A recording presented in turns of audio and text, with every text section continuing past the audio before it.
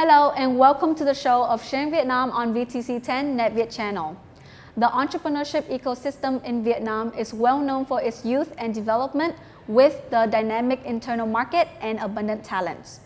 Accordingly, there are numbers of foreign organizations realizing the potentials as well as the opportunities to build a strong ecosystem here in Vietnam. And Swiss Entrepreneurship Program is one of the examples of international programs that has the purpose of building an entrepreneurship ecosystem here in Vietnam.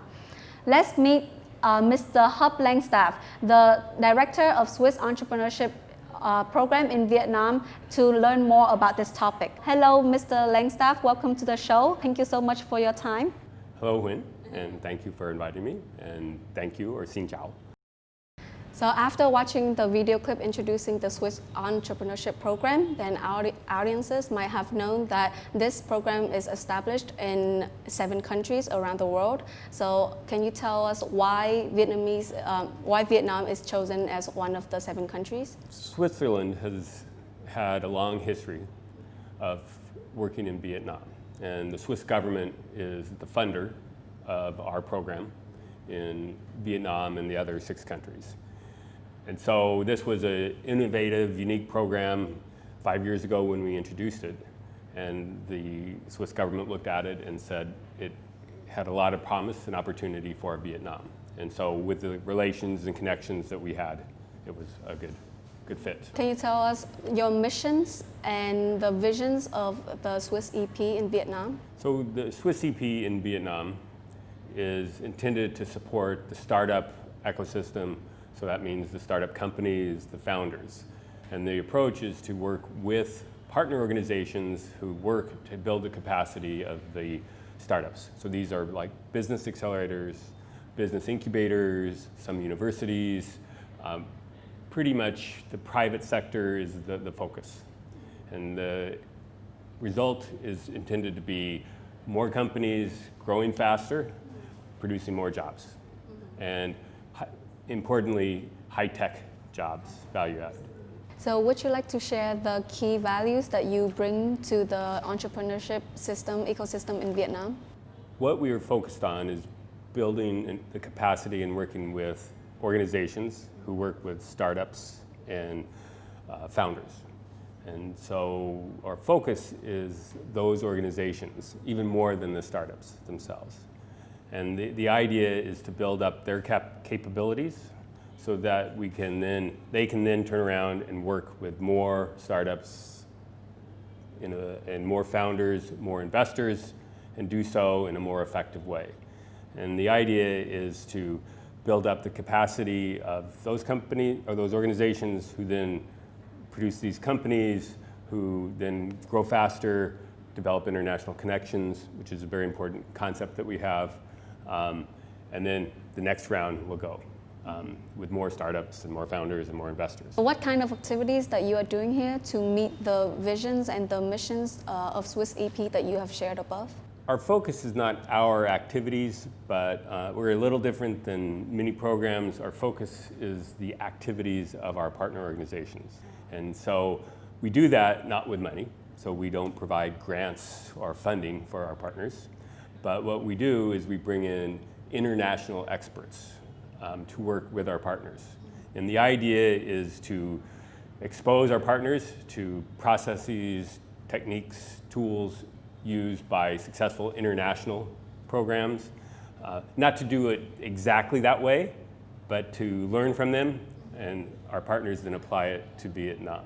So we do have some other programs where about once a year, we will take a group of program managers from Vietnam, or we also have a program for women where we take a group of women entrepreneurs and investors, and we take them to Switzerland to meet with and network with other people from around the world for our 1-week boot camp, you might think of. And so the idea is to create more international connections. But then we also expose them to experts from around the world. So it's kind of an intense program that we have. Swiss EP is working with partners to build a network of women's initiatives of startup and entrepreneurship, and a program called Women Entrepreneurship. So both activities are focusing on women. Is the reason because there aren't as many businesswomen out there compared to businessmen, or is there any other reason? Because that is an important criteria for us and for the Swiss government.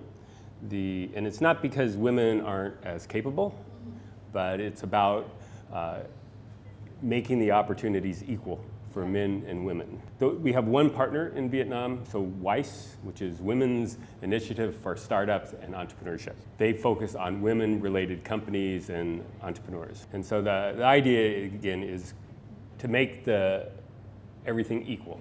Because when you look at the data, women just have a more difficult time raising money. And it's not because they are not as capable, but the money is controlled by men. And so that's the focus that we try to work on. Being a part of the entrepreneurship ecosystem in Vietnam, what's your opinion about the system here for the past recent years? We've been looking a lot at this recently, just because of timing of the new program, getting the new 4 years of the program getting started. The Vietnam ecosystem, startup ecosystem, feels like it is becoming more sophisticated. It's continuing to grow quickly, particularly compared to most of the world. And so we also love the assets here, the talent here, the enthusiasm. So the ecosystem here seems very well positioned to grow and grow quickly. The ecosystem hasn't been going on for 20 years, like in the US, parts of Europe. And so you need to build that experience. Funding, most investors, the big institutional investors, are located outside of Vietnam. So that complicates things a little bit for raising money here. So that's changing and improving. So it all feels like there's still a lot of potential for a lot more growth, but it's improved dramatically in the last 5 years. What do you think are the key values that the entrepreneurship ecosystem must have? There's values, there's also capabilities. So an entrepreneurship ecosystem needs talent, it needs experience, we talked about that briefly, it needs access to financing, government support is a benefit, and so Vietnam has all that. But it also needs a mindset that it's okay to start companies, it's okay to fail. Because the vast majority of the high-tech startups that we look at will fail. But that's okay.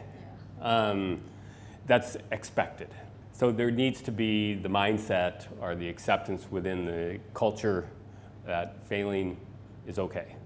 So what factors do you think the Vietnamese entrepreneurship ecosystem needs to develop more? Though right now it's really interesting because we're seeing a lot of experienced entrepreneurs or experienced business people coming back from all over the world.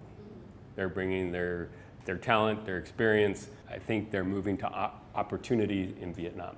And so that's exciting. An important piece, developing the financing. So Vietnam still has some structural challenges with bringing in international finance or investors. And that's changing, but things like that change slowly. And so that is an aspect that will help. Could you share with us your remarks on the opportunities for the entrepreneurs and startups within the current context? So COVID-19 has definitely impacted us in the world. We have international experts who are supposed to be coming into Vietnam to help. Well, that hasn't happened, but we are still providing our program with remote support. And that is actually where one of the opportunities is, I think, will be for Vietnamese entrepreneurs and startups. The comfort level with remote work, remote support, remote technology is accelerating the introduction of technologies into corporations, into using e-commerce and delivery services. And so that is going to be and is a great opportunity for Vietnamese entrepreneurs, developing technologies around that. Another area, which is kind of my area of specialty, you might say, is healthcare. With the changes and the needs for healthcare, both testing, new drugs, immunizations, there's been a rapid increase in design and introduction of new healthcare technologies and service models. Healthcare and related things is also another area of great opportunity. From what you have shared then, I guess that you have been here for a while. Then can you tell me how long have you been here in Vietnam? So I've been here 7 years, I believe. 2 years in Hanoi and 5 years in Saigon. I love living in Vietnam, and I find it to be very easy, even though my language skills leave a lot to be desired. But Vietnam is a great place to live. Do you know some of like the Vietnamese word? Không. Không. Không. Cảm ơn. Một hai ba. Một hai ba. Okay. So một hai ba. Yeah. So what do you like to do in your free time? Enjoy experiencing the street food in Saigon and Hanoi. Been some time traveling around Vietnam and seeing kind of many interesting places, and so mostly what I spend my time doing. What is the first expression when you came to Vietnam? My first impression was all the people, all the energy, all the motorbikes on the road, I say craziness. It felt crazy and everything going on. That's kind of my impression. Is there like a difference between living in Hanoi and in Saigon? 5 years ago when I first moved here, there was, but I would say Hanoi may be becoming more like Saigon in terms of buildings and business. For me, they seem to be getting more the same. Do you still go to Hanoi often? So yeah, our partners are based in Saigon, Da Nang, Hue, and Hanoi. And so I kind of travel around. Thank you again for taking the time to join our show. It's been a great joy for me to have this conversation with you. So thank you for your interest in our Swiss Entrepreneurship Program. Even more, thank you for your interest in startups and entrepreneurship and innovation in Vietnam. Thank you so much. Thank you everyone for following us today, and goodbye. See you next time.